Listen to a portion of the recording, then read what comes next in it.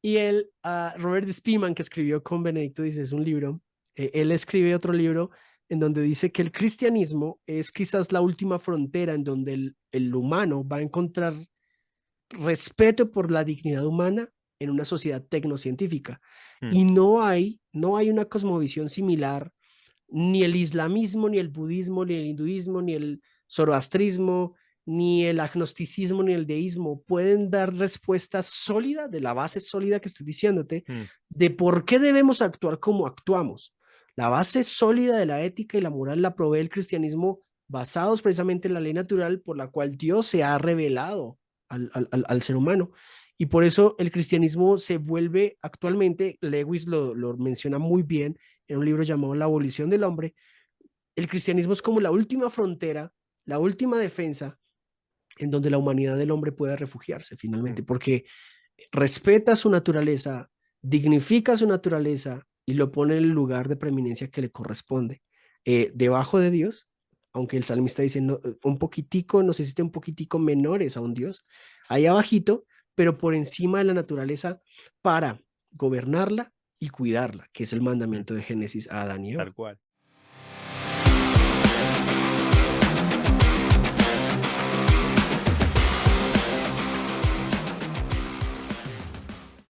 Ahí estamos. ¿Vos me escuchás? Sí, yo te escucho y tú. Ahí está, perfecto. ¿Cómo andas, Joan? Bien, hermano, aquí corriendo del trabajo. Ajá, ¿recién llegaste? ¿Cómo son tus horarios Sí, ahí? em, trabajo desde las 7 de la mañana, aunque normalmente entro a trabajar a las 6 y salgo sobre las 6, 7, a veces 8 de la noche. O sea, son 12 horas casi ¡Wow! Un diarias montón. dándole. ¿Y qué haces? Sábados, domingos. Yo soy como gerente de salud pública del lugar donde vivo. Mirá, Entonces, en un hospital o una clínica? sí, en una secretaría que coordina una clínica. Entonces, coordinamos Mirá. clínica, un hospital, programas de salud para el municipio, programas de, de ayuda a las personas vulnerables, abuelos, niños, jóvenes, mujeres, discapacidad, etcétera. Entonces, Mirá qué bueno, mirá qué bueno. Bueno, ya arrancamos de entrada ya hablando de cómo compatibilizar todo el estudio, todas las cosas que haces, porque haces un montón de cosas que ahora nos vas a contar. Y laburás 12 horas, ¿no? Qué zarpado. sí, bueno. Así que bueno, Esperemos ¿estás Dios cansado? provea, esperemos Dios provea otro empleo pronto. Bueno, vamos a estar hablando. Por mi Amén, parte, amén. te voy a apoyar en eso. Bueno, Gracias. Joan, ¿qué edad tenés vos? Tengo 29 años, ahorita en noviembre cumplo ya los 30. Em, ya estoy llegando a una etapa de mi vida en la que cambia uno de pensar muchas cosas, ¿no? Sí, me pasó, bueno, sí, pasó y me sigue pasando. Hay una frase que siempre me dice mi señora, que la decía el papá, que es de un autor, que no me acuerdo de quién es, que no me la acuerdo muy bien la frase, pero dice que si uno no cambia constantemente de manera de pensar en algo, por lo menos, es como que no demuestra crecimiento y madurez. Sí, Entonces, en algún sentido, tenemos que ir creciendo, ¿no? sí, es curioso porque en esta época de la vida como que uno ve la vida en perspectiva, ¿no? Uno ve mejor su pasado, lo Mm. nota mejor. Es una época en donde estoy feliz, me siento contento, pero como que se afina la manera en que ves hacia atrás y dices, oye, pude haber cambiado esto no estuvo tan bien, pude haber mejorado esto, pero bueno, así es la vida, ¿no? Pero sí es una Creo etapa en donde se ve las cosas con perspectiva. que te lo da la experiencia eso en algún punto, Sí, ¿no? sí, El así es, así recorrido. es. Che, mirá qué bueno. Bueno, ya arrancamos directamente. Dale. Ni te presenté bien, pero bueno, ya estamos en el podcast, estamos en el podcast. Así que bueno, Cool, contanos un cool. poquito de vos, que sos de Colombia, eso lo sé. ¿A qué te dedicás? No laboralmente porque ya lo contaste, sino en el ámbito de la fe, cómo conociste al Señor, si te congregás, dónde te congregás, qué es tu vida en ese sentido, tu servicio a Dios, desde lo intelectual también, ¿no? Así que bueno, ahí para que te conozcan un poco. Sí, sí, no sabía que ya estábamos en el podcast, pero bueno, en efecto, nunca he contado en cámaras todo lo que hago. Creo que esta va a ser la primera vez que la gente va a conocer más o menos en lo que trabajo, pero sí, O sea, yo no vivo de esto. Tengo que trabajar todo, como dices tú, laburar todo Ujú. el día para poder alimentar a mi casa, pagar mis estudios, pagar mis cosas, ¿sí? Pero gran parte de mi vida frente a la cámara y haciendo podcast como estás haciéndolo tú en YouTube, pues digamos que es lo que trato de hacer con la apologética y la teología. Yo actualmente me estoy casado, ya voy para 3 años de casado. Somos un matrimonio pandemial, o sea, nos casamos en medio de la pandemia literalmente Mirá, y felizmente casado. ¿tuviste ahorros en costo de fiesta? Sí, sí, sí, digamos que sí.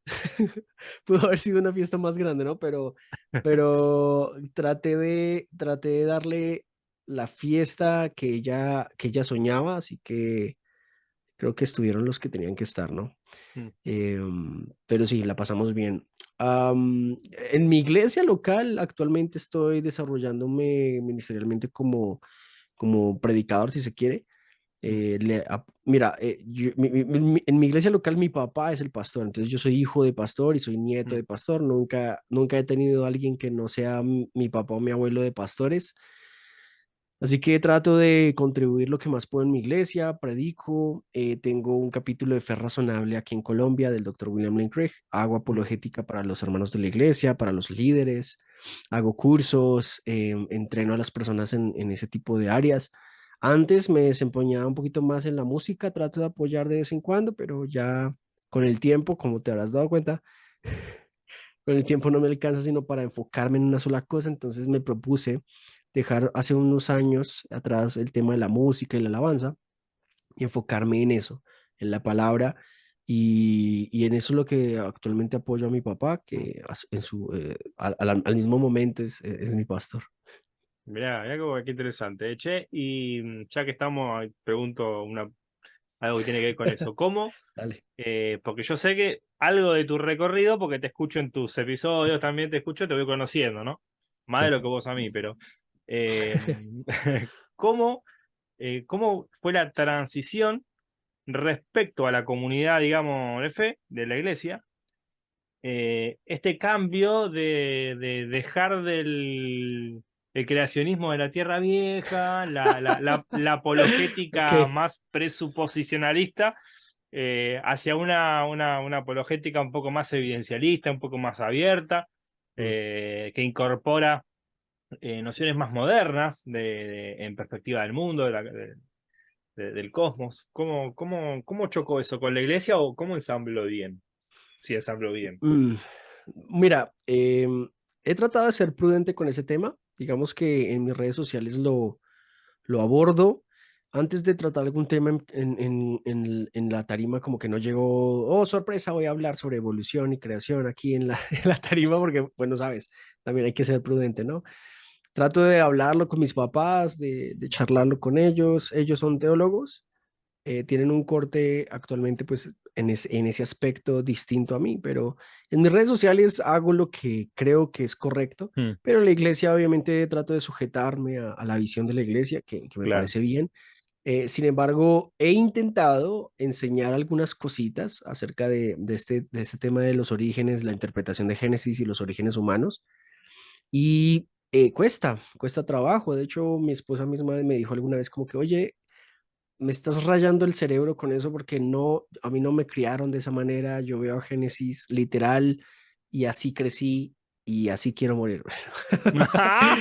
Bueno, me siento muy parecido. Yo tengo los mismos problemas con mi señora y de hecho yo creo que transgredí algunas rayas teológicas que Wow, ella no esperaba ok, cuando estoy casado hace 12 años, tengo 2 nenes. Yo wow. iba a los Hermanos Libres, no sé si conoces los Hermanos Libres, la denominación, ¿la conoces? No, no, no. ¿No? Bueno, ya la vas a conocer algún día. Ok. ¿Y tu iglesia a qué denominación pertenece? Somos Cruzada Cristiana en Colombia, Cruzada Cristiana, y digamos que la denominación es Cruzada Cristiana como tal. Somos como afines a lo que se conoce como las asambleas de Dios, más o menos. ¿Sí? ¿Pentecostal? Exacto, pentecostales, sino que con el tiempo, digo, yo he visto que la Cruzada Cristiana en Colombia se ha vuelto más carismática que pentecostal, sí, Mm, ha empezado a dejar un poquito eso, pero siempre sigue arraigada allí y el movimiento pentecostal yo lo aprecio mucho, de ahí vengo, mi mm, familia viene de allí y aún así tenemos muchos arraigos allí. Mis papás hablan en lenguas, yo no, así que ahí hay un corte generacional literal en donde, entiendes, como que no me siento parte de ese movimiento como tal, pero estos temas trato de tocarlos con prudencia. mm. Entiendo que no todos, sino la mayoría. De hecho, te doy gracias a ti, Jonathan, por tu tiempo, por tu disposición, que hemos podido hablar de esto mucho. Y hablar contigo y hablar con otros amigos ha sido para mí como un desfogue de energía y de información. Mm. Así que he tratado de ser prudente en tocar esos temas, lo he intentado, pero es difícil. De hecho, por ejemplo, tocar temas apologéticos con una iglesia pentecostal o que se ha desarrollado el pentecostalismo en carismática Mm, ya es un paso bien difícil, pero ujú. ahí vamos. Sí, mirá, salí de los Hermanos Libres, que es una iglesia cesacionista, eh, onda estilo MacArthur, ponele, muy Ok, afín a MacArthur, aunque los Hermanos Libres no son bautistas, son Hermanos Libres. ujú, Em, que ok. hoy de libre, digamos, perdió esa, esa liberalidad, digamos, que la denominación Sí, pretendía inicialmente, ¿no? Pero ya es más una confesión más tradicional, digamos, ¿no? En términos políticos. Y pasé a una iglesia pentecostal, carismática, pero bastante híbrida en el sentido de que se mezcla un poquito con esta categoría de reformados, que algo tiene la iglesia evangélica, de mano libre, bautista, bastante. Y hay un híbrido lindo porque es un pentecostalismo más sano, ¿viste? Más ok, que se va llevando de una manera más sobria, ¿viste? Y eso me gustó. Y aparte la iglesia pentecostal lo que me gusta es que tiene muy en el foco la misión y no tanto la teología. Es decir, la teología viene por detrás de la misión, aunque obviamente la misión ok. está basada en la Biblia, en la tradición básicamente comunitaria, pero la iglesia de los hermanos libres es al revés. Es como que yo veo que la misión está relegada y tiene por delante la teología. Es decir, vos tenés que, estás bien, básicamente haciendo un reduccionismo, estás bien si crees lo que creemos y más o menos lo confesás. Wow. Entonces, bueno, yo hice un quiebre por unas otras cosas que, bueno, ya después charlaremos también, Sí. más adelante, por ahí si nos conocemos un poquito más, pero pasé a una iglesia así más carismática y encontré más libertad de parte de mis autoridades para yo poder hacer, por ejemplo, en mis redes sociales, compartir separadamente, ¿no? Con los temas y la teología que yo tengo y adaptándome, digamos, y respetando como siempre lo hice, digamos, nunca uno va a enseñar algo que la iglesia no, que Mm, las autoridades no creen, lo va a enseñar claro, claro. públicamente, ¿no? Claro. Pero bueno, uno tiene que tener la libertad y la confianza para manejarse. Me parece que dentro de todo eso acá lo tengo. Y por eso te preguntaba, ¿no? Porque el tema de género es un tema muy candente para la gente porque es Mm, una ruptura muy... Decirle que no son 6 días, no son 7 días, es una ruptura medio cognitiva difícil de abordar. sí. De hecho, es un tema que todavía no he podido hablar con mis papás directamente. Mm, Digamos que por temas laborales y demás no he podido abordar con ellos. Creo que es uno de mis primeros grandes estudios en los cuales siento que mi fe se independizó de ellos, de alguna manera. mm, O sea, como que mi fe, no quiero decir que esté errado, porque ahora hay una cultura de que si no estás completamente sujeto a una línea, entonces eres un rebelde o algo así. Y mm, no, personalmente no creo que sea eso. Obviamente no creo que la creación y el Génesis sea un tema lo suficientemente central como para traer salvación. Creo que cualquiera puede tener su punto de vista sobre Génesis, y igual está bien, ¿no? Pero he tratado de ser honesto principalmente porque siempre fue un tema en el que nunca tenía yo respuestas claras y mínimo, quizás no exactas, pero sí razonables o mínimo satisfactorias que me dicen a mí ese suelo de fe que necesitamos. Así que mm, sí he tratado de ser muy cuidadoso con ese tema en la iglesia. Ahora, sin miedo, ¿no? No es como que, oh, tengo miedo de compartirlo. Si tengo que compartirlo, lo comparto, mm, pero he tratado, por ejemplo, de que otras personas quieran hacer el curso con sus ministerios. Y siempre hay como dudas, ¿no? Como que, oye, sí, ese curso me gusta, pero sabes, Por de ahora no. pronto a la gente no le gusta. Sí, por ahora no. O sea, así me han respondido. Pero sí, se entiende y puedo aceptar eso. Claro, a mí lo que me parece por ahí que vos decime si concordás o no, no importa. El hecho de que vos seas un profesional, de que hayas estudiado psicología, porque sos psicólogo, no lo contaste, Sí. Ay, ahora sí, vas sí. a contar un poquito de eso, y aparte sos bioeticista también, Ujú. y bueno, ahora contamos un poquito de eso, más de tu estudio, pero eso influyó también en tu manera de ver la Biblia, me parece, porque a mí me pasó por Claro. lo menos. Sí, sí, sí. Te da un poquito más de herramientas, te flexibiliza, digamos, una mirada, una hermenéutica de pensamiento para abordar el Sí. texto con un poquito de más de campo visual y perspectiva. ¿Puede ser que eso haya influido en tu análisis? Total, mira que, de hecho, no tanto la psicología, o sea, digamos que yo fui un psicólogo, soy un psicólogo, digamos Mm, que tengo bien determinados ciertos patrones, pero cuando empecé a hacer la maestría coincidió con mi búsqueda de respuestas sobre la evolución y el génesis. Y si bien en psicología vemos biología y vemos filosofía, en la maestría tuve que despegarme más filosóficamente, puntualmente filosofía de la ciencia y más biología. Entonces es una rama que requiere varios conceptos de ciencia y demás. Y esto también propulsó en mí una búsqueda respecto a estos. Y yo personalmente entré a la universidad a la maestría, tenía ganas de hacerlo. De hecho, yo empecé a estudiar bioética porque leí el libro de Francis Collins, Cómo habla Dios, y él mm. ahí me puso esas dos preguntas, la esposa de Caín y todo este rollo sobre Génesis y sobre la bioética, que me gustó muchísimo el tema. Entonces, claro, al entrar a la maestría, necesitaba sí o sí como que estar al nivel, ¿no? Por ejemplo, me encontré con teólogos en su mayoría católicos, que a su vez son psiquiatras, que a su vez eran filósofos, que a su vez eran bioeticistas. Y pude sentarme con gente muy buena a hablar temas que me encantan. Entonces, sentí la necesidad de que aparte de desarrollar mis estudios de bioética y en filosofía de la ciencia, tenía que aprovechar esto para contestarme la pregunta sobre Génesis. Y evidentemente eso me llevó a ciertas conclusiones, a ciertas lecturas, a ciertas hipótesis que evidentemente influyeron mucho. Bueno, mira qué interesante, che. ¿Vos estudiaste psicología? ¿Qué Sí. más? Bueno, psicología, yo me gradué de psicólogo en el 2016. Mm, El mismo día de mi cumpleaños cumplo como 8 o 9 años de psicólogo ya. Y estudié bioética, tengo algunos diplomados. Aquí en Colombia son como cursos casi de especialización en otros temas, como en salud pública, comunicación de gobierno, bueno, cositas muy del área del gobierno y del Estado. mm. Aparte de eso, pues digamos, tenemos cursos, yo tengo cursos como un berraco estos días. Estos días estuve sacando diplomas por todo lado. Pero digamos, sí que básicamente soy psicólogo y bioeticista, son como mis dos títulos de universidad fuertes. Así que son como la carta pues de presentación académica que tengo. Mm, No soy filósofo, pero evidentemente he tratado de crecer en temas de filosofía, ¿verdad? En temas de filosofía he tratado, no soy teólogo, estoy tratando de ser alguien que hace inmersiones teológicas por allí.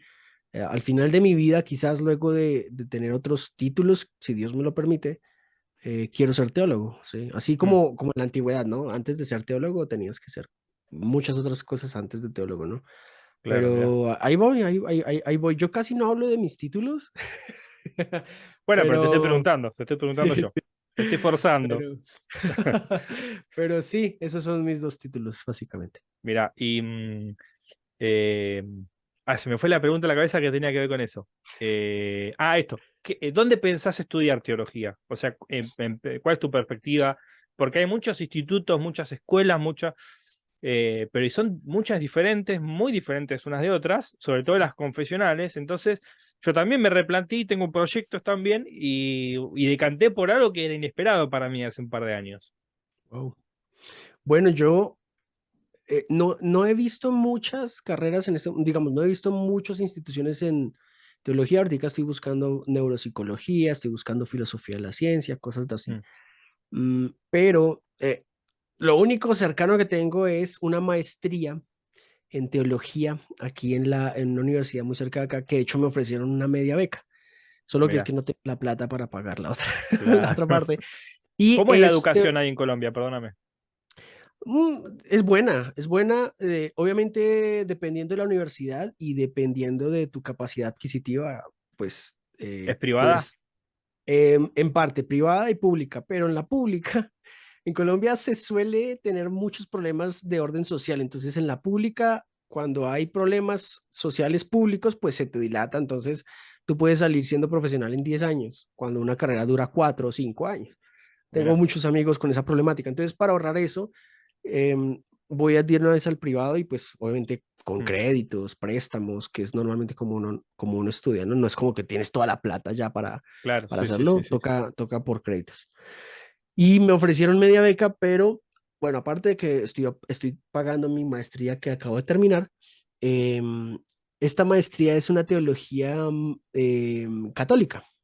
Ahora, voy a hacer un pequeño ajuste ahí para que no se te venga la gente encima ahora.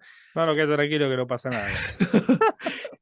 Amo la teología católica en muchos aspectos, ¿de Mm, acuerdo? Mis profesores han sido teólogos católicos, unos cracks, genios, genios increíblemente buenos, pero gran parte del pensum de esa maestría tiene Mariología. Y si claro, bien yo no soy experto en Mariología, digamos que me gustaría la teología más general, entenderla, sí, entenderla más que irme directamente pues a la Mariología, ¿sí? claro, ¿Sabes? O sea, como que quiero tener otro aspecto de la teología. No me parece que sea malo, pero quisiera tener otra línea teológica. Quizás, ojalá una universidad más neutra, ni católica ni protestante, pero bueno, que quizás que te ofrecen teológicamente ahí, ¿no? Sería interesante. claro. Mira, a mí me pasa lo mismo. A mí me falta un final para recibirme de arquitecto. El problema es que este final lo debo hace 2 años. Me está costando, me está Ok, costando un horror retomar wow, ese final, ese examen. wow, Y ahí ya me compré los libros la semana pasada y quiero ponerme, ¿viste? Pero bueno, ¿qué wow, pasa? Yo voy a terminar ahora la carrera si Dios quiere y me voy a meter a estudiar también en una escuela católica, teología. ¿Por qué? Porque wow. siento que en una universidad católica, siento que el protestantismo en términos confesionales, por lo menos en mi entorno, lo agoté, siento eso. Ok, ok, sí, bien. Siento que no puedo hablar profundamente con casi nadie Sí, de las sí. escuelas, los institutos. De hecho, he hecho un seminario de apologética en una escuela confesional que depende de las iglesias a las que yo pertenecía antes. Y en epistemología me saqué un 10 porque el profesor era muy Wow, abierto. Pero en el final, la tesina, no me la aprobaron. ¿Por qué? Porque wow. no coincidía mis conclusiones con las conclusiones de la escuela. Ah, bueno. Pero mi trabajo era básicamente fundado en la materia de epistemología que yo me había sacado un 10. Y mi profesor Mm. me dijo, mira, tu tesina está muy bien, está para aprobarla. El problema es que yo no la tengo que aprobar, la tiene que aprobar el director y el director no quiere, no le Ah, gusta. no. ¿Entendés? Entonces, bueno, no me la aprobaron. Pagué todo y no, igual aún así no me la quisieron aprobar. Entonces, ¿qué me pasó a mí? Y aparte, bueno, hubo muchas cosas en el medio ahí para contar de malas experiencias bueno, que las tenía que aprender igual, ¿no? No, qué lástima, Pero, bro, qué pero lástima. siento que había mucho fundamentalismo en esa escuela Mm, y no pude profundamente tocar temas que realmente veo que el catolicismo ha abordado, aunque quizás con sus sesgos también, ¿no? mm, Pero que lo aborda de otra manera, es una teología más abierta. Está bien, mm, muchos católicos pretenden tener una unidad, una integralidad en su teología, pero realmente también hay ujú. muchas escuelas teológicas adentro del Sí, catolicismo. sí, sabes, de hecho, hace unos días hablando con mi esposa y bueno, con algunos amigos, yo llegué, creo que mucha gente ha llegado a la misma conclusión que tú, ¿no?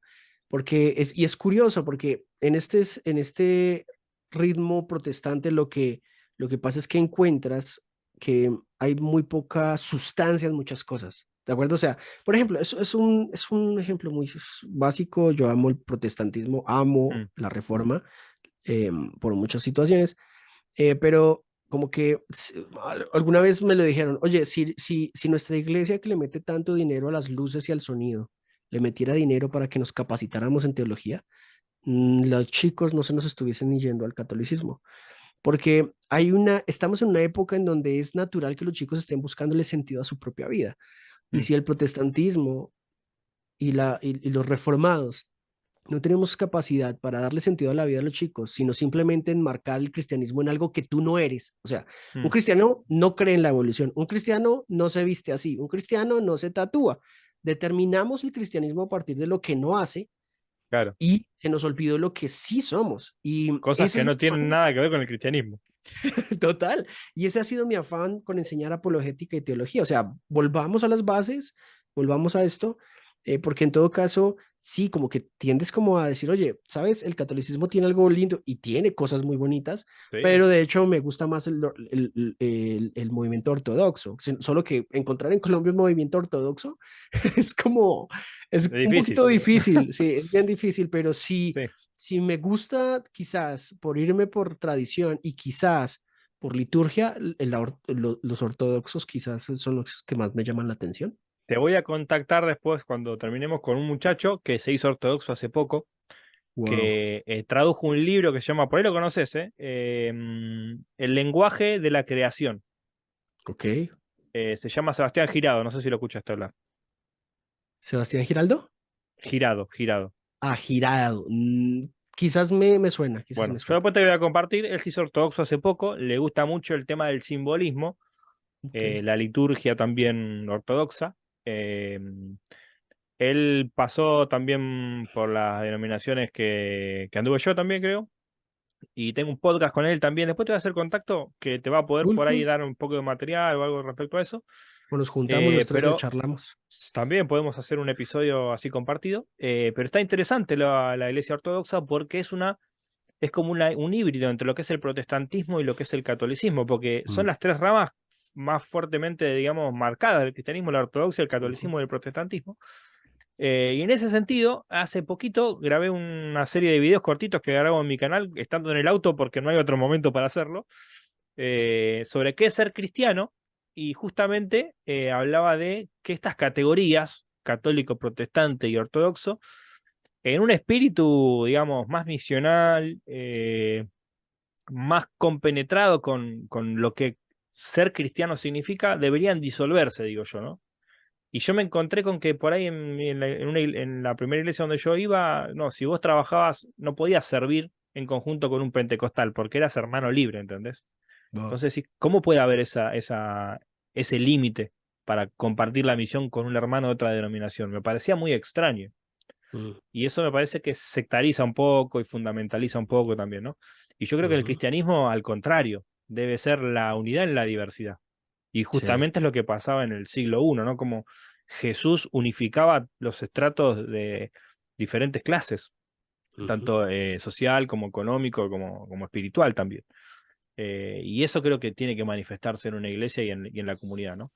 Eso es Así un que, fenómeno bien interesante que me estuvieron preguntando. Yo personalmente no he tratado de meterme en ese conflicto de protestantismo mm, contra católicos. La verdad, creo que es un debate muy rico teológicamente, pero está marcado por tintes y etiquetas puras de Occidente y sobre todo de la TAM, en donde hay vituperio, quizás. No voy con eso. Yo no puedo ridiculizar a alguien para tratar de hacer entender mi punto. mm, No voy con eso, aunque entiendo que ciertos métodos se han vuelto necesarios porque de ambos lados hay agresividad, ¿verdad? Y no me voy a meter en eso, pero este fenómeno de que la gente quiera irse o migrar al catolicismo, más allá de si un youtuber lo hizo o no, creo que tiene sentido cuando, digamos, observamos el núcleo del protestantismo y el problema que tiene respecto a esto. Se nos ha enseñado que no es ser cristiano, nunca se nos enseñó qué era ser cristiano. Entonces tú encuentras pastores, amigos, líderes que saben de Hilson, saben de música, saben de sonido. Eso no es que esté mal, digo, pero no es el centro del cristianismo. Saben decirte qué tatuajes no son buenos o qué tatuaje no está bien, qué música está bien, qué música no está bien. Pero cuando llegas al núcleo, Jesús realmente resucitó entre los muertos. ¿Cómo sabes que Dios realmente existe? ¿Cómo sabes que el infierno es real? ¿Cómo sabes que los evangelios son confiables? Hay vacío. Entonces, ese es un problema que encuentro en el protestantismo. Te Mm. dicen qué son demonios, dónde no hay demonios, qué son lenguas, qué no son lenguas, dónde hay ángeles, qué no son ángeles, pero nadie te dice fácilmente si Cristo realmente resucitó entre los muertos, que Mm. es en esencia el mensaje del Evangelio. Entonces, es un fenómeno que creo que hay que observar para una oportunidad. Es el momento en que los reformados y los protestantes vuelvan al centro de la fe de la manera correcta. Claro, es como que el cristianismo pasó a ser un vestido Sí. y no un cuerpo. Exacto, exacto. Escuchame, nos quedan 8 minutos. Vamos a seguir un poquito por acá y en el próximo bloque nos vamos a meter de lleno en eso que te compartí para De hablar un una. poquito de la bioética, que me interesaría abordar un poquito tu perspectiva ya como profesional respecto a ciertos temas. Eh, y bueno, como primera pregunta, como antesala a eso, quiero preguntarte en qué medida sos vos compatibilista, digamos, entre todo lo que es la terminología bíblica, la narrativa bíblica y lo que es la perspectiva científica en términos de lo material, ¿no? Del universo y también, si querés, un poco de lo espiritual, también podés dar tu opinión, Bueno, digamos. sí, yo te diría que este compatibilismo o el concordismo también, Mm, em, que creo que ambas son similares, pero pueden diferenciarse por algunas cuestiones, y es que con el tiempo he dejado una posición de buscar que la Biblia sea compatible con la ciencia, eh, debido a que esto me genera muchos problemas. Uno de los que ya conté fue Génesis. mm, ¿Sí? Y creo que es un mal que le hacemos a la lectura bíblica cuando queremos encontrar compatibilidades científicas en un libro que no fue escrito para la ciencia. Ahora, que tenga quizás algunas menciones que sean científicamente acertadas es otra cosa, pero no es un libro con el cual haces ciencia, no es un libro con el cual construyes un laboratorio o haces un descubrimiento de microorganismos o algo así. No, no funciona de esa manera. Y forzar a la Biblia a ser científica es como lo último que he encontrado en redes. Es también forzar a la Biblia a decir, solicismo, creo que se llama, me lo dijeron últimamente, un término rarísimo, pero me llamó la atención, soloicismo o solismo bíblico, o sea, como que Soloísmo, soloísmo. soloísmo, sí. Interesante término, yo no lo conocía y me lo dijo un suscriptor, me lo puso allí y me puso a pensar porque creemos que la Biblia lo explica todo, todo, y no, o sea, la Biblia no es un libro psicológico, la Biblia no es un libro científico, la Biblia no es un libro de arquitectura, ya que hablas de la arquitectura, que dígase de paso, yo quería ser arquitecto y me parece que es una profesión que si pudiese en algún momento hacer, la haría. Em, la Biblia es un libro teológico, o sea, es un compendio de libros con mensajes teológicos. No importa los medios materiales o el origen material o la forma material en que se te haya dicho algo. Lo que importa es el mensaje teológico y Mm, la gente claro, quiere forzar a que la Biblia diga materialmente lo que queremos que diga a una generación posterior. Por mm, ejemplo, ¿qué vamos a hacer entonces cuando, aunque ya está entre nosotros, pero aquí en Latam se nos demora un poquito más esas tecnologías? Y es donde vamos entrando con la bioética. ¿Cómo vamos a hacer con la inteligencia artificial? O sea, la Biblia no lo dice, la Biblia no nos dice nada de la inteligencia artificial, nos dice algunas cosas de la conciencia. ¿Qué hacemos? ¿La rechazamos porque sí, porque la Biblia no lo dice? ¿O qué vamos a hacer con eso? ¿Qué vamos a hacer con la fertilización in vitro? ¿Qué vamos a hacer el día que haya clonación? ¿Qué vamos a hacer con el día que podamos revivir a un mamut gracias a la clonación, por ejemplo, como ya lo estamos logrando? Ese concordismo, ese compatibilismo científico le hace mucho daño a la fe realmente, más que a la ciencia, a la fe, porque una persona que busque en la Biblia lo que Dios no quiso narrarte materialmente, pues se va a confundir mucho. Hace un tiempo, por ejemplo, me preguntaron sobre los extraterrestres y alguien respondió, si no está en la Biblia, no existe. Bueno, Y si existen los extraterrestres, o sea, ¿por qué Dios no podría haber hecho otra forma de vida racional en otro planeta? ¿Por qué no? Dime por qué no. No, porque la Biblia no lo dice, pero ¿por qué no? O sea, es una posibilidad. Ahora, yo creo que eso no existe, realmente creo que son demonios, pero eso es otro tema distinto. Solo que digo que creo que tratar de decir como que leíste la Biblia y ya sabes de medicina, ya sabes de psicología, ya sabes qué decirle a la gente, cómo construir esto, o ya eres el biólogo porque leíste la Biblia, aunque no creas, conozco gente así. Mm. Yo me sé la Biblia, entonces la psicología ya no funciona. La Biblia no dice nada de psicología, la psicología no funciona. La Biblia no dice nada sobre este método científico, entonces eso no funciona. La Biblia no dice nada sobre política, por ejemplo, entonces no hay que pensar en política. ¿Entiendes? Eso es un problema que yo veo que le estamos haciendo injusticia al texto y creo que Sí, el y tiempo también, cobrará. también pasa lo contrario, ¿no? Es decir, muchas cosas que no se conocen, que están en la Biblia, se las niega por no conocerlas la persona. Por ejemplo, Sí. cuando vos le dices a una persona buena suerte, el otro te dice, no, no me digas buena suerte, eso es del demonio. ¿Entendés? ¿Cómo del demonio si la suerte dice el texto eh, que la suerte es hecha sobre el Ujú, regazo más de Jehová la decisión de ella? ujú. Y todos los antiguos utilizaron la suerte para determinar la voluntad de Dios en un sentido, ¿no? Porque Dios es el dueño del azar. Sí, Dios tiene así es. todo programado y determinado. Entonces, todo lo que pasa, lo que acontece sobre lo que el hombre no tiene control, plan de Dios. Entonces, Wow, qué forma tan bonita de definirlo, oye, no claro, sabía. y en ese sentido, bueno, tengo que interpretar también la voz de Dios en ese contexto, en ese hecho, porque eso es revelación en algún punto, ¿no? Lo que pasa es que la tengo que aprender a leer.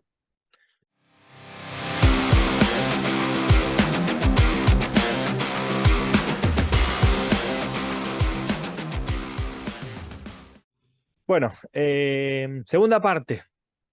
Si querés Vale. contarnos un poquito qué es la bioética, qué es lo que estudia, también tu interés en eso, ¿no? Mm. Eh, em, Así que bueno, ahí, vale, y ya después te empezamos a combinar cosas. Bueno, mira, la bioética creo que será una de las cuatro fuerzas del evangelio de la hora y del futuro, porque la bioética es una disciplina que rescata la consideración ética sobre el hombre a partir del desarrollo tecnocientífico. Esto implica que la bioética es una disciplina técnicamente relativamente temprana, es nueva, que busca poner en consideración y reflexión filosófica y ética los avances científicos a la par de la consideración ética. Esto a raíz de que hemos visto en el último siglo, como por ejemplo, se ha desarrollado tanto la ciencia sin consideraciones éticas. De allí que, por ejemplo, tengamos frases típicas de Potter, que es Van Potter, es quien dijo por primera vez en algún momento en el 70, un oncólogo que habló sobre la bioética, que decía que mientras que la ciencia corría, la ética iba atrás a pasos lentos. ¿Por qué? Porque la consideración sobre si la ciencia que estamos aplicando actualmente es correcta o no es una pregunta realmente importante. Y más ahora que estamos en una etapa postmoderna y tecnocientífica, ¿no? En donde aún al ser humano se le quiere unir con el avance científico y con el avance técnico. Eso es la bioética. La bioética considera hacer un puente entre las ciencias humanas y las ciencias biológicas o las ciencias médicas o la ciencia rigurosamente hablando. También busca reflexionar acerca de estos avances y su aplicación en seres humanos, en el ecosistema, en la importancia de la ecología y la biosfera, entre otras cuestiones. Entonces, esta bioética es una disciplina que considera y analiza filosófica y éticamente los avances científicos a la luz de la humanidad, ¿de acuerdo? Entonces, de allí tenemos este interesante aspecto que creo encuentra en el cristianismo una base metafísica lo suficientemente sólida como para darle sentido. Hoy por hoy, por ejemplo, la ética que vemos es una ética que se considera utilitarista, que viene de la filosofía utilitarista de nada más ni nada menos que de la mano de Peter Singer, quizás el filósofo vivo más importante de los últimos 30 años, quien retoma el utilitarismo de John Stuart Mill, de Jeremy Bentham, por ejemplo, y nos dice que para evitar sobrepensar éticamente y moralmente las cosas, hay que darle utilidad a las decisiones. Entonces, por ejemplo, tenemos problemas en donde se nos dice que al ser humano hay que buscar maximizarle el placer y minimizarle el dolor. De allí que si un ser humano está sufriendo mucho, es ético quitarle la vida. O si un ser humano no está experimentando alto placer o alta felicidad, es ético quitarle la vida. Para Peter Singer, por ejemplo, en su libro Ética Práctica, para él un chimpancé es mucho más persona que un bebé, porque un bebé depende de su madre, no es autónomo, no tiene un lenguaje simbólico, no tiene proyección del futuro. Cambio un chimpancé en sus primeros días de nacido, de hecho puede desarrollarse mucho más autónomamente en el mundo salvaje. De allí que Singer postule que el infanticidio es éticamente viable cuando una sociedad lo requiere.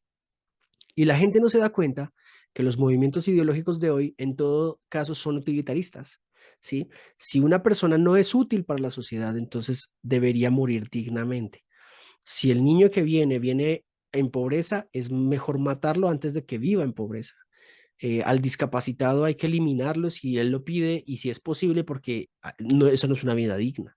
Entonces, de allí que empezamos a desarrollar este tipo de argumentos a la luz de un análisis objetivo de la moral y de la ética a partir de la bioética, precisamente. Entonces, así como en grandes rasgos, obviamente te conté Sí, sí, está lo que es bueno. la bioética y cómo procedemos. Me gusta. Yo, como para acotar y para complementar en perspectiva mía, ¿no? Sí, A mí me parece que todos los sismos, cuando se aborda una mirada desde un lente de ese ismo, pero únicamente de ese ismo, sin contemplar un grado de integración con los demás ismos, termina redundando en cosas como las que decías vos, ¿no? así es. De esta ética utilitarista, pero absolutamente utilitarista, en Ujú, donde, por ejemplo, bueno, se va, como decías vos, a validar el aborto, por ejemplo, ¿no? Cosa que la mayoría de los cristianos hoy, y digo mayoría porque hay algunos que no, eh, estamos todos de acuerdo que es un pecado, digamos, que es algo que va sí, contra la voluntad de Dios, ¿no? sí. Y en términos, ¿estudiaste biología para estudiar bioética? ¿Estudias biología? ¿Qué, te dan algo de eso? En Porque vos bioética tienes, siendo psicólogo, por sí, ahí no abordás el campo, digamos, biológico más fuerte, digamos, ¿no? sí. ¿O sí? En mi formación psicológica, por ser enfáticamente clínica, sí necesitábamos psicobiología, por ejemplo. Ah, Necesitas saber de neurología un poco, algo de ciencias de la salud un poco, de mm, morfología, de anatomía, etcétera. Pero lo curioso aquí con bioética es que necesitas estar a la par de la conversación de un médico, de un psiquiatra y de un cirujano. ¿Por qué? Porque hay dos formas de ver la bioética y es una bioética que se llama macrobioética, que ve mm, los problemas que afectan a las comunidades de seres humanos y microbioética que analiza las pequeñas decisiones que se deben tomar sobre un ser humano. Entonces, por mm, ejemplo, la IA, la inteligencia artificial aplicada a los seres humanos es macrobioética.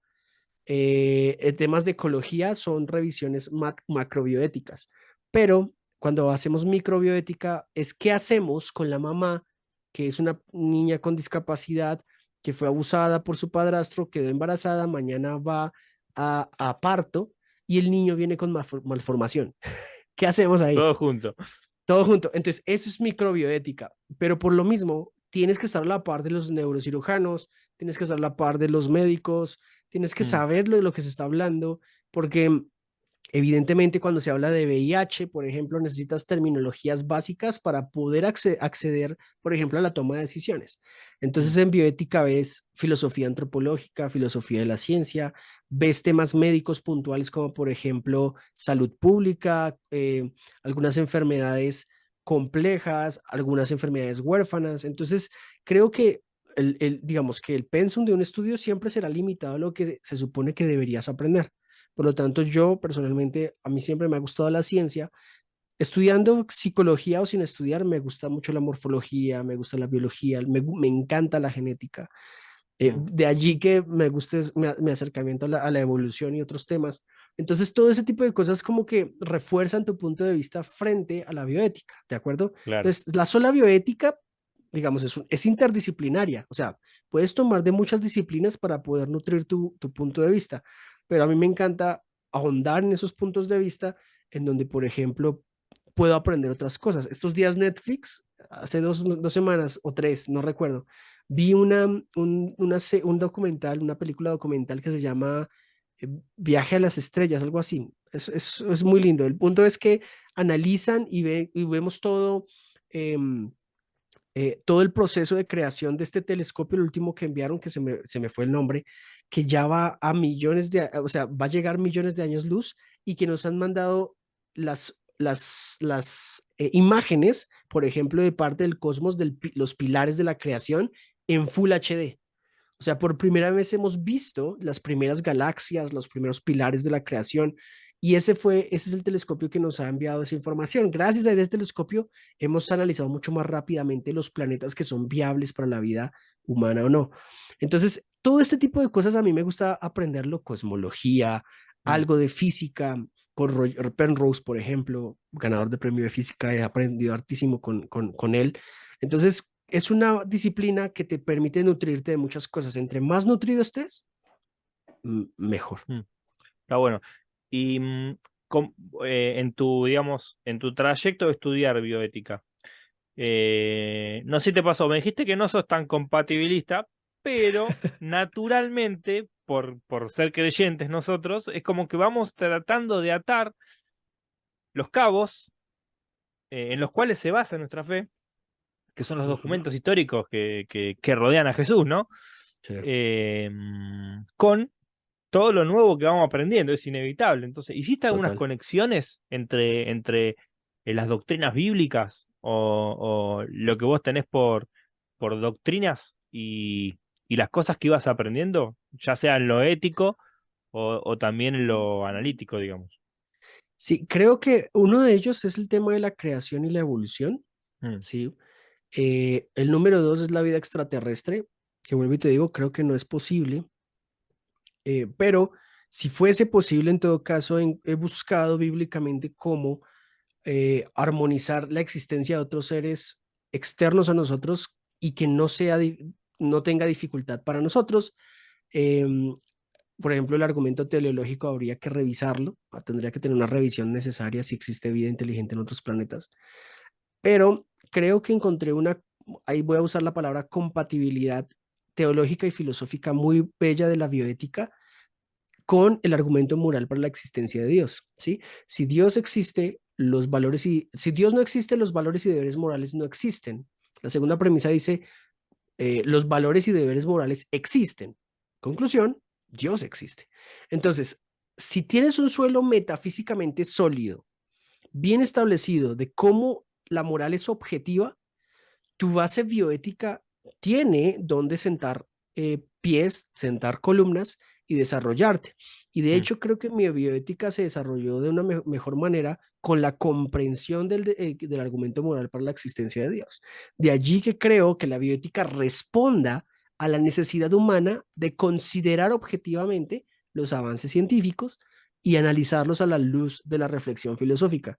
Por eso creo, y allí creo que sí hubo una concordancia necesaria con la Biblia, pero no una concordancia material, sino una concordancia filosófica y teológica. Por eso creo que podemos argumentar el hecho de que ciencia y fe pueden ir de la mano, siempre contestando preguntas diferentes, obviamente, mm, pero pueden trabajar de la mano. Entonces, evidentemente hay cosas que me han sorprendido, lo que te decía de la biología y de la evolución. El tema de los extraterrestres no es tan complejo, pero aún me sigue dando vueltas en la cabeza. O sea, si existiera vida inteligente, ¿cómo sería el proceder ético para nosotros? En todo caso, que el ser humano pudiese salir del planeta a habitar otros planetas, ¿cuál sería nuestro proceder ético? Ese tipo de cosas me llaman profundamente la atención porque me ponen a pensar hasta qué punto podemos llevar la Biblia a eso, ¿verdad? Pero yo siempre le claro, digo a la gente, ¿y qué tal que sí? O sea, ¿qué tal que pudiésemos salir del planeta, que Cristo no venga todavía, que vengan millones de años adelante y podamos salir del planeta a vivir en otros planetas?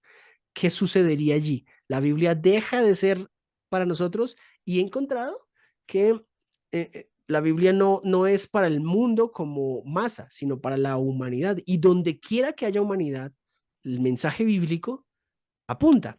En este sentido, si hubiese vida inteligente en otros planetas, Dios habría provisto formas salvíficas diferentes para llegarles a ellos. Para nosotros es Cristo y la Biblia. Entonces, Mm. obviamente esto va a hacer ruido porque esto te lleva a otras vertientes, a revisar otros casos, pero la bioética me ha llevado a pensar mucho, mucho en eso. Te lo tiro al pasar, es algo que me viene a la mente, después te voy a continuar con una pregunta sobre esto. Pero una vez discutiendo con un agnóstico, que era cristiano, después se hizo agnóstico, se hizo ateo y bueno, charlando un Sí, poco, como que aflojó un poco y se dio cuenta que mejor era decir agnóstico. sí. Em, pero hablábamos del argumento teleológico, de la del evidente sentido, direccionalidad que hay en la biología, que hay en la vida misma, Mm, porque decía, en un momento decía, la vida en algún momento, él como evolucionista, obviamente, no existió en la Tierra. Y hubo un momento en algún lugar del planeta donde pasó a existir. Y en algún momento todo el planeta se empezó a llenar de pasto. En algún momento empezaron a haber árboles por todos lados. En algún momento mm, apareció el primer organismo. En algún momento había un 0,0000, por decir un número, 0,0001 de vida orgánica en el mundo. Y en algún momento pasó a haber un 00,000003. Y después un 4 y después un 5. Entonces, en algún momento de la historia, y como decías vos, si logramos colonizar, entre comillas, algún otro planeta, va a empezar a haber más porcentaje de vida respecto de la totalidad de la materia. ujú. Entonces, hay una direccionalidad y hay una proliferación de la vida que nos tiene que decir algo a nosotros, nos tiene que Sí. marcar como un propósito, ¿no? Em, Y ahí bueno, me gustaría, digamos, botarte otro ejemplo. La inteligencia artificial es algo que he estado empezando a estudiar mm, fuertemente y me ha llamado profundamente la atención los rasgos divinos que implica el hecho de querer crear una conciencia sí, autónoma. O sea, es como cuando ves en Génesis nos hizo a su imagen y a su semejanza, mm, estamos tratando constantemente de imitar dicha imagen, dicha semejanza. Esa es la historia de la Biblia, de hecho, tal de cual, cómo tal cual. queremos imitar a Dios. Y esta búsqueda de emanciparnos de Dios, volvernos los nuevos Homo Deus, ¿no? Pasar de Homo Mm, sapiens a Homo Deus, la inteligencia artificial, la nanotecnología, todo este tipo de cosas apuntan a que el hombre se está comportando igual que en Génesis. Lo que pasa es que tiene herramientas diferentes. Quiere claro. dejar en un punto eh, eh, el hecho de que está infiriendo la existencia de Dios, necesita la existencia de Dios para hacer racional lo que estamos haciendo. Y eso también me parece bien interesante. Claro, fíjate cuando dice que hay un erudito, Michael Heiser, no sé si Sí, seguramente sí, que lo sí. ubicas. Bueno, él dice que ese pasaje de donde dice, hagamos al hombre a nuestra imagen, dice, hagamos al hombre nuestra imagen, no a nuestra imagen, dice. Entonces lo que está queriendo decir es que la imagen de Dios es el hombre en sí, sus capacidades, todo lo que él es en su integralidad, ¿no? Sí, sí, sí. Entonces, cuando Dios agarra un poco de barro y hace una especie de estatua y le sopla aliento, es la figura del hombre mismo construyendo su propio ídolo y pensándolo como si fuera un dios, nada Mm, más que invertida. sí, Es decir, cuando el hombre está haciendo sus ídolos, lo que está es reproduciendo esa creatividad de Dios también. Lo que sí. pasa es que, como decís vos, tenemos herramientas diferentes y ahora estamos como reproduciendo la conciencia, Ujú. tratando de buscar a ver en nuestra creatividad y en nuestra capacidad, encontrar qué somos, creando algo que nazca de nosotros, que tenga base en nosotros y así poder entendernos un poco mejor, ¿no? Y, Entonces, como que y ese está es un esa tema figura. bioético, eso es un tema bioético, pero si te lo llevo ahora a un rasgo psicológico, A ver. cómo los hijos imitan la conducta del padre, ¿no? Nosotros somos hijos de alguien, Mm, cósmicamente hablando, y estamos constantemente tratando de imitar. a un padre. Eso Freud, por ejemplo, menciona que no encuentra un mayor deseo de amor tan fuerte en el inconsciente de un hombre que ame a su padre. Un Mm, padre, no una madre, un padre. Y no quiero ser ni sexista, digo, estoy hablando aquí en términos psicológicos del padre y de lo importante que es un papá en la casa. mm. Y me llama profundamente la atención porque esos rasgos psicológicos inconscientes de querer imitar la conducta del padre están en nosotros. Es algo que está ahí constantemente. Un hijo imita al padre, nosotros tratamos de imitar a Dios en lo que queremos. Entonces, buscamos hacer de la ciencia nuestra imagen y semejanza. Mm. Em, Queremos hacer de nuestras mascotas nuestra imagen y semejanza. Queremos hacer de algo nuestra imagen y nuestra semejanza. Qué interesante eso. Está bueno. Te voy a arrancar con una pregunta ya de este tema. Dale. ¿Viste ese texto que dice en Romanos? Dice que Pablo dice que tenemos la ley escrita en nuestros corazones, dice. Uf, Y se apoya en eso para decir, bueno, estos pueblos que no conocieron la ley en realidad son ley para sí mismos y por lo tanto, al pecar, al ir contra la voluntad de Dios, tiene quien lo juzgue. O sea, ujú, y también eso lo basa también en, creo que en Ezequiel, donde también habla el profeta de que Dios va a escribir en la tabla de nuestro corazón también la ley, que ya no va a hacer falta más la ley. También hay como todo un desarrollo de esa teología, pero sí. desde la bioética, desde la biología, desde la psicología, ¿crees que no necesariamente hacer un compatibilismo, ¿no? Pero sí como que Pablo esté como que transitando este terreno que vemos nosotros acá en la psicología, en la bioética, donde hay algo, hay un sustrato material en el que esta ley de Dios se encuentra? Ahí vengo, ¿eh? Le abro la puerta a la perra que está pidiendo abrigo. Dale, dale. Sí, yo te diría que sí, Pablo fue un genio, hermano.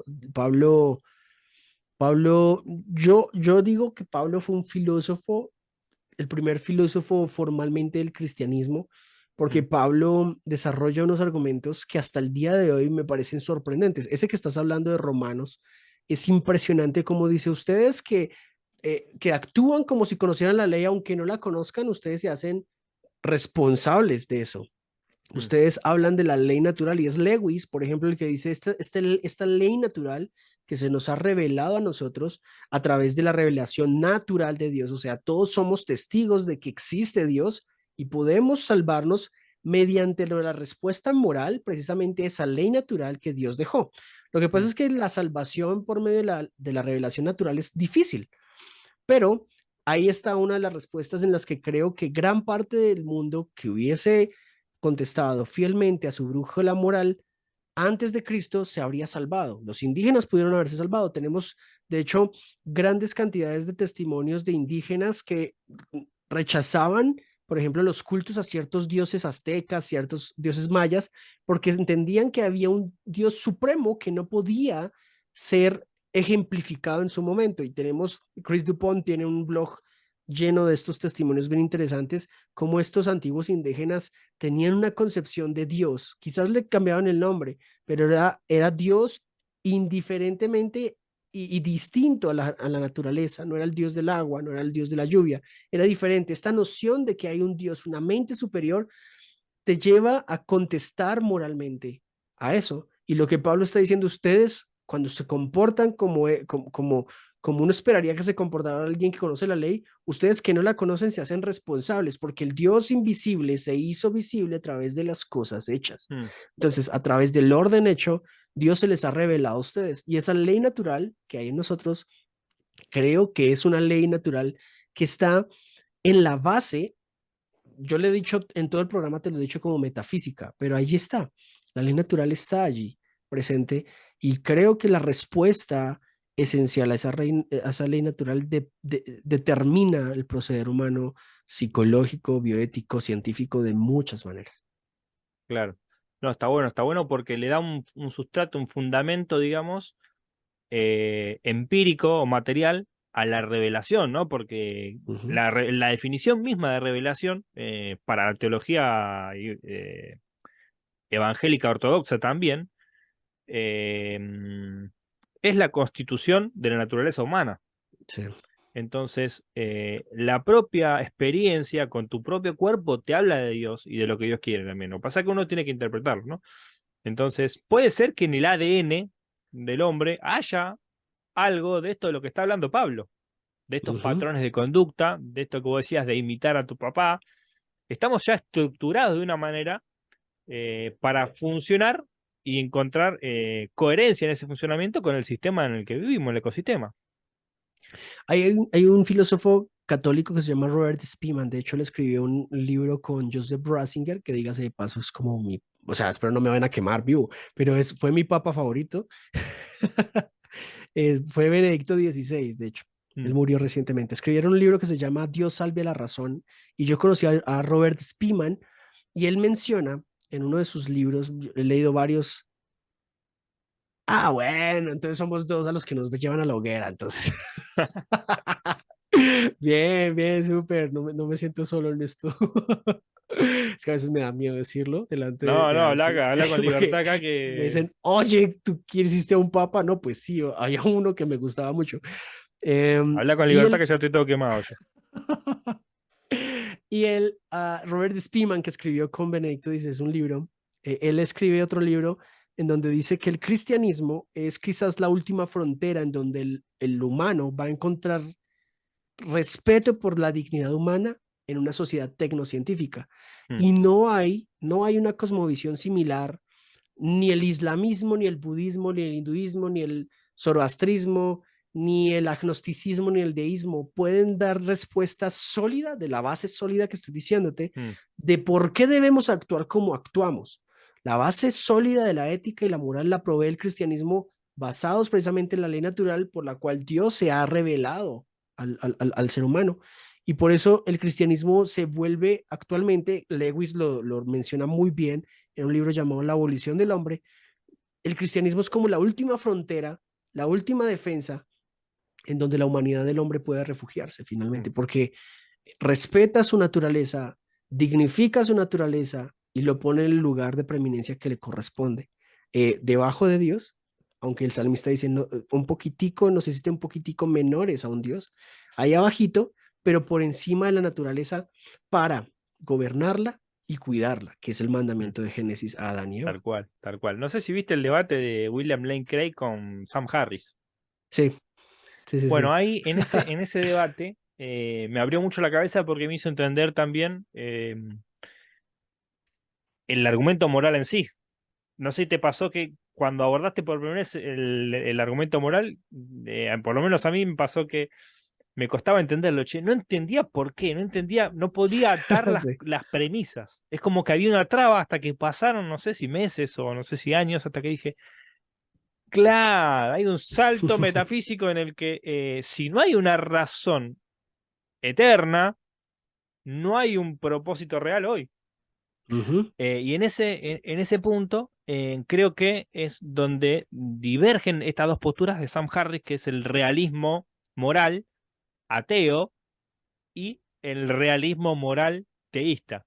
Y Sí. donde llega un punto en el camino de Harris en donde ya no tiene más camino para andar, en donde lo único que le queda es poner la vida misma en sentido utilitarista como propósito de la moral, que no Sí. está mal decirlo, porque el cristiano Ujú. también tiene la vida en ese camino, pero Sí. tiene una razón para poner la Ujú. vida. Lo que no tiene Exacto. Sam Harris es la razón para poner la vida como centro del realismo moral. Exacto. Entonces, acá es donde yo vuelvo a la Biblia y digo, la Biblia me habla de vida eterna, ¿no? Ujú.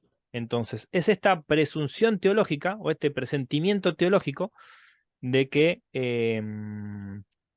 no solamente la ética del hombre, sino que como Dios pensó que nosotros construyamos la ética, la vida tiene que estar adelante. Y no está mal Harris haciendo una lectura de la realidad, de la revelación y poniendo la vida ahí. Está haciendo una lectura correcta. Le falta Exacto. solamente el creador nada más. Exacto. Pero ahí es donde veo que todo lo científico, digamos, y conectando, yéndome hacia atrás y viendo a estos pueblos que vos decías que hasta hacían sacrificios humanos ofreciendo sangre para calmar la ira de los dioses y poder tener, encontrar cierto descanso de su culpa emocional, veo ese camino un camino de desmitologización, pero en el que encontrás realmente a Dios, Mm. conociéndolo poco de este lado, conociéndolo un poquito más de este, pero conociéndolo al fin. Y yo veo que Dios no necesariamente nos diga, che, esos sacrificios que hacían los aztecas, o eso está mal. O sea, no los recibo. Sí, seguramente que esos sacrificios no los recibía, pero lo que sí recibía es algún punto, en algún momento, aunque atravesado de pecado, porque matar a tu hijo no es algo que podamos decir es bueno, pero vos fíjate cómo el cristianismo también redime esa idea, ¿no? Sí. Y se la pone a Abraham, que para él fue algo totalmente racional ir y entregar a su hijo, porque los demás pueblos seguramente que también hacían esa locura. Eh, pero en el cristianismo se acabó, digamos. El hijo Wow. ya se entregó, ya no va más entregar hijos.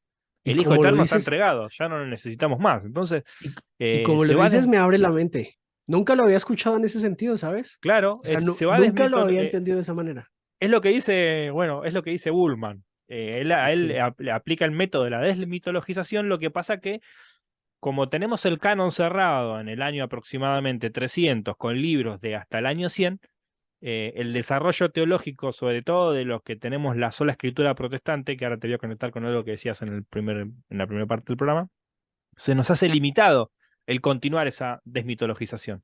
Pero el cristianismo parte, y la religión judía es parte de esa desmitologización que se viene haciendo desde hace siglos, que no está mal, está buena, y no es que el mito sea malo, Ujú. sino que se va transformando el entendimiento del mito para actualizarlo a los conocimientos modernos. Y lo que dice Bullman es, para aclararte un poquito y para que también la audiencia quede tranquila, hay dos cosas que son la desmitificación y la desmitologización. Entonces él dice, Wow. yo abordo la desmitologización porque me parece que tenemos que pulir al mito, sacarle, agregarle todo el conocimiento que tenemos para sacarle el conocimiento errado y encontrar el significado de las frases que representan nuestros dogmas y nuestras doctrinas. Entonces, Wow. al profundizar en las doctrinas, encontramos los significados más profundos y cada vez más profundos a través de la desmitologización. Y contrario a eso, es la desmitificación que lo que quiere es sacar el mito completamente. Y ahí es donde entra el relativismo y el nihilismo, porque no hay narrativa para tu vida, no hay un sentido y ni un propósito, porque ya el mito no hay, no está. Wow. Entonces eso vendría a afectar negativamente la vida del hombre. Entonces yo digo, él dice, no, desmitificar no tenemos que desmitificar, tenemos que siempre mantener un relato, porque así funciona el hombre. Justamente la metafísica y el cerebro es una calculadora que lo que resuelve son relatos matemáticos o relatos lógicos, en algún sentido, Ujú. ¿no? Y ahí es donde me parece interesante esta vinculación entre poner la vida adelante, entre la ley de Dios y entre la teología, tratando de comparar la ética o los postulados éticos con la palabra de Dios, que vendría a ser la información metafísica necesaria para la proliferación de la vida. Ujú. Entonces, No, eso me parecía interesante de tu trabajo. no lo había visto, no había visto lo de Abraham desde ese punto de vista y casa de una manera, mira, y me abres un espectro así altísimo de posibilidades Mm, interesantes, ¿no? Porque claro, a veces le quitamos las sustancias ciertas a ciertas historias que requieren de esa sustancia para funcionar y para transmitir la idea original. Así claro. que no, está muy bueno, está muy Sí, bueno. sí, sí, sí. Y no sé, viste, por ejemplo, ese texto donde dice, no solo de pan vivirá el hombre, sino de toda la palabra que sale de la boca de Dios. En ese caso también es como que hay como que la palabra de Dios es esa ética, justamente ese Ujú. relato metafísico necesario para el hombre, porque el hombre no es una piedrita que la domina la ley de la gravedad. Sí, Requiere de información para poder solucionar problemas. Y ahí es así donde es, entra, donde es necesario un relato. así Y es. me parece que todo lo que tiene que ver con la ética en sí, respecto de la biología, muestra cómo la palabra de Dios viene a ser este condimento necesario para la vida del hombre.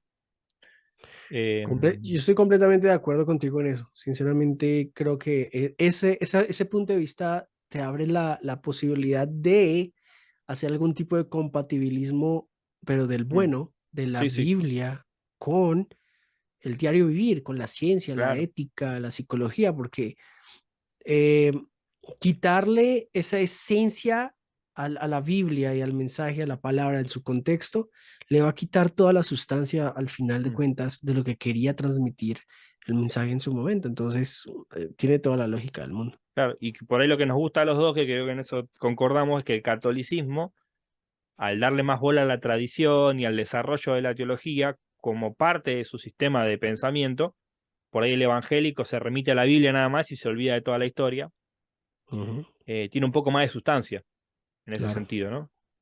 Eh, Sí, sí, sí, se olvidan la retroalimentación de los relatos que son importantes, ¿no? Que mm, son bien, bien interesantes. Claro, tiene toda la lógica y para mí casa muy bien con este aspecto ético, con este relato que en todo caso creo que hay que restaurar, que hay que mm, devolverle al centro de la vida cotidiana y entender que el mensaje de la Biblia no es un mensaje necesariamente material, sino es un mm, mensaje teológico que claro, trasciende no porque quiere constituir un relato material de las cosas, sino que quiere constituir un relato teológico de las mm, cosas. De allí que, por ejemplo, que si la mujer puede o no hablar o pastorear o enseñar, todo este tipo de mm, cosas, se vean quizás con otros ojos eh, un poquito más objetivos, ¿no? Quizás. tal cual, tal cual. Che, nos quedan 5 minutos, podemos ir cerrando ya. ¿Qué le Dale. podés decir desde tu experiencia como profesional, como psicólogo, como bioeticista, pero también como persona, ¿no? Como cristiano, como individuo, como hijo de Dios también, a una persona que está intentando reconstruir su fe o construir su fe, pero también está bombardeada secularmente de mucha información, de relativismos, como me decías en el WhatsApp, tanto desde lo político, desde lo moral, desde lo religioso, y de tu experiencia. ¿Qué le puedes decir? Creo que lo mejor siempre es que la base ética, moral, que la base humana, teológica, sea el hecho mismo de que Dios se ha revelado a la humanidad, que este ser espiritual se ha materializado en un hombre y que dicho hombre murió bajo la ley de de ese ser espiritual. Y por lo tanto, eso hace mucho, mucho sentido en la comprensión del problema que implica la vida. La vida implica un Mm, riesgo tremendo y la muerte quizás es la única manera de escapar de esta agonía, de esta náusea, como diría eh, Jean-Paul Sartre, ¿no? Esta nauseabunda vida, el hecho de vivir hace que el cristiano mismo se busque responder esto y creo que esta base metafísica, esta base ética, esta base de la ley natural que Dios, por la cual Dios se revela a los seres humanos, es la base para cualquiera que quiera acercarse a cualquier tipo de estudio. Astrónomos, cosmólogos, físicos, todos de todas maneras pueden aceptar una base moral objetiva y ética y avanzar en su proceder siempre guiados precisamente por esa base y encontrarán sentido a la vida mm, en una existencia que en todo caso a veces deprime y a veces cansa, pero que tiene al final de cuentas una esperanza que vive precisamente en el corazón del cristiano. Así que mi mensaje principalmente sería la confianza plena en un Dios inmaterial, mm. trascendental, ontológicamente suficiente, que provee esta base moral basados en su naturaleza. Tal cual, amén, amén. Y justo vos decías como que la muerte es la solución a esa agonía, y justamente el cristianismo plantea eso, ¿no? Vos no Sí. podés vivir, no podés vivir si no morís primero vos. Y la Exactamente. vida de Dios, la palabra de Dios que da vida, mora en vos. Y eso te, te hace renacer a una vida eterna, digamos, ¿no?